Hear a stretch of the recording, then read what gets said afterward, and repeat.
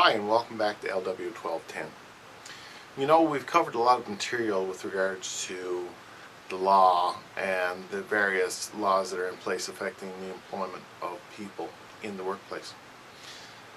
The last section that we're going to look at is chapters 14 and 15 that deal with dismissal. First, we look at dismissal with cause, and then we'll look at dismissal without cause. This causes a lot of grief for many employers because they are either A, not familiar with the rules, or B, get caught in a situation where they have to pay fairly large payouts to people who are found to be fired improperly.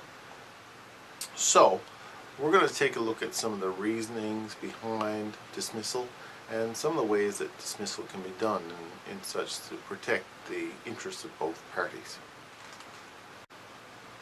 From a contractual perspective, when you sign an employment agreement, that contract will specify normally how long the job will last, either a defined period of time or an indefinite period of time.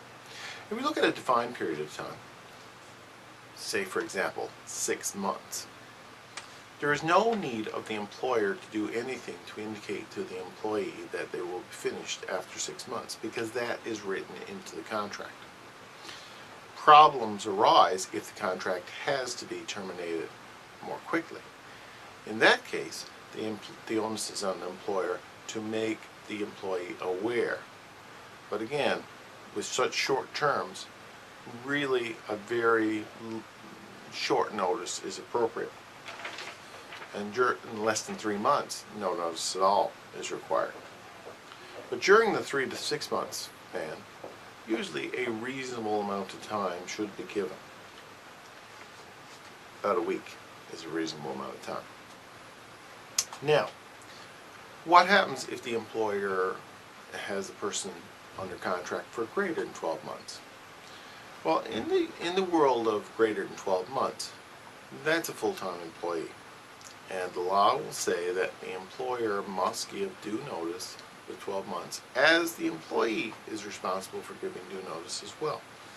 So the way it works is for employment between 3 months and up to 2 years, 1 week's notice is required.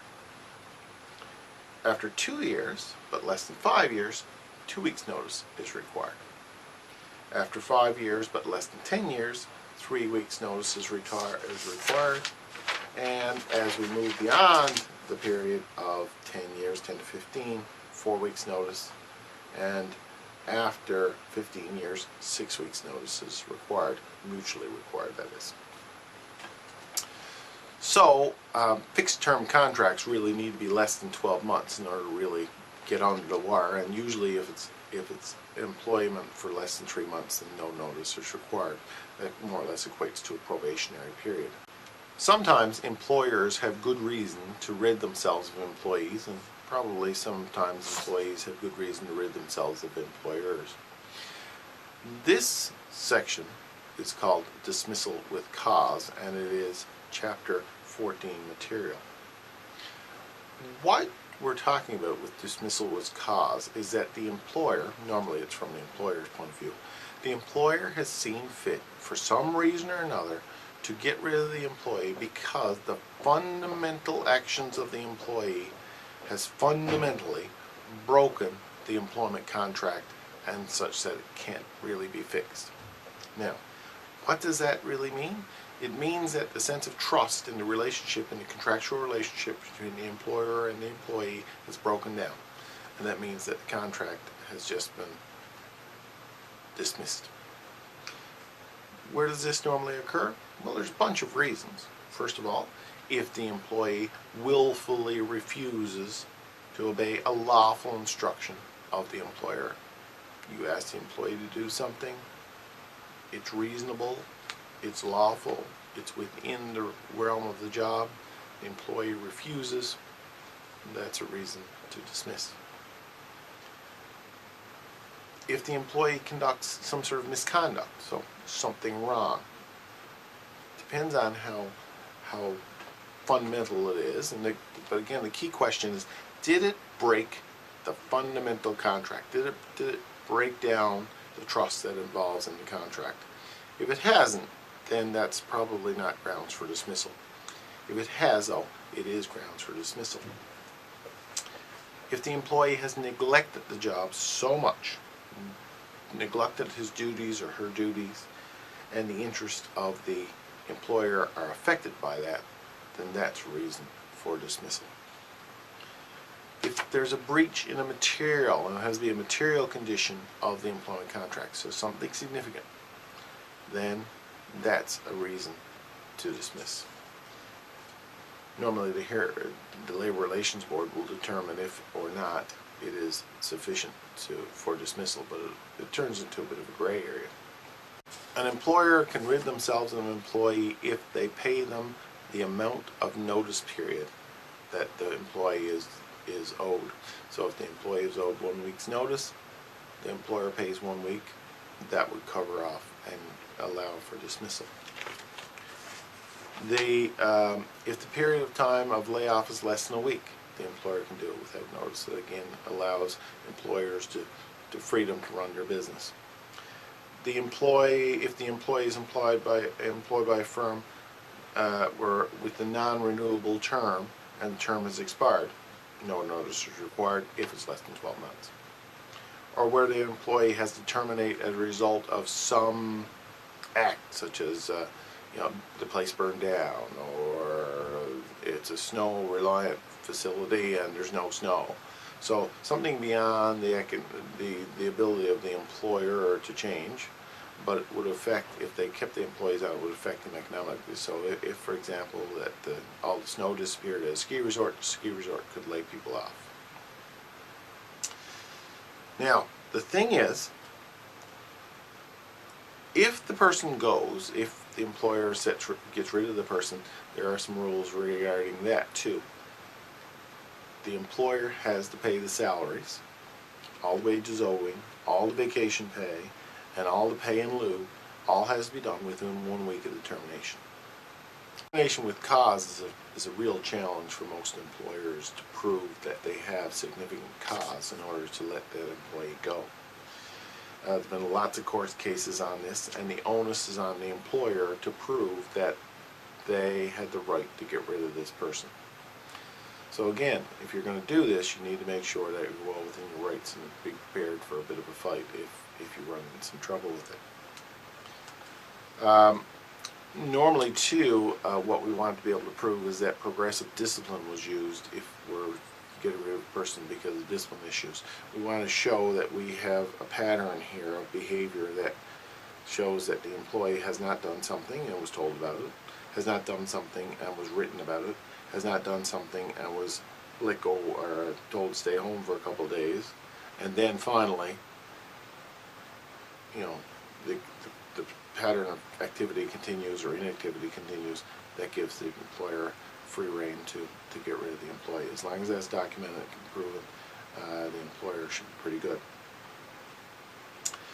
Now, one of the other problems come into a lot of employers run into problems if they get rid of employees who have some sort of a problem by drugs and alcohol.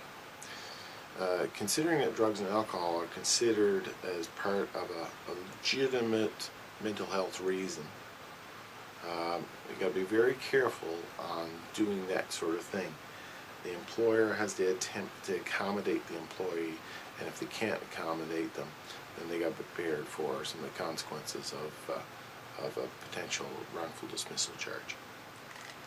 Next, in Chapter 15, we talk about dismissal without cause. So we want to get rid of someone who don't specifically have a cause. Well, employers can do that, but they have to be prepared to pay to do it. So, again, similar into the case with cause, an employer has to be able to pay the payment in lieu of notice. So there has to be some payment there. And employers got to be careful not to suggest that there was a reason the person was fired if there wasn't. So you don't have to give a reason why you're getting rid of the person, and probably the best thing to do is don't give a reason, because you have to ensure that what you say you can back up. So those are important sorts of things that employers need to know. The other issues that we're looking at here is the concept of constructive dismissal. Constructive dismissal is a form of dismissal with cause. Let's say, for example, you're working for me, and instead of your hometown being the place that you work, I moved it to 1,000 miles away. Now, you know and I know that you can't communicate. You know and I know that you can't commute 1,000 miles per day. So effectively, any change I make in the job has made it impossible for you to do the job. I have constructively dismissed you. And that happens quite a bit, where an employer changes the game so much that an employee could argue that this was a constructive dismissal. And employers got to be very careful on that.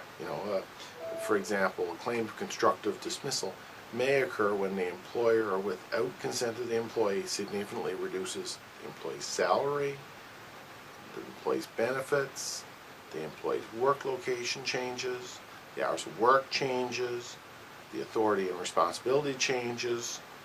These sorts of things can effectively amount to a constructive dismissal, and employers have to be prepared for the consequences of being accused of constructively dismissing someone, and may have to pay for that in terms of compensation.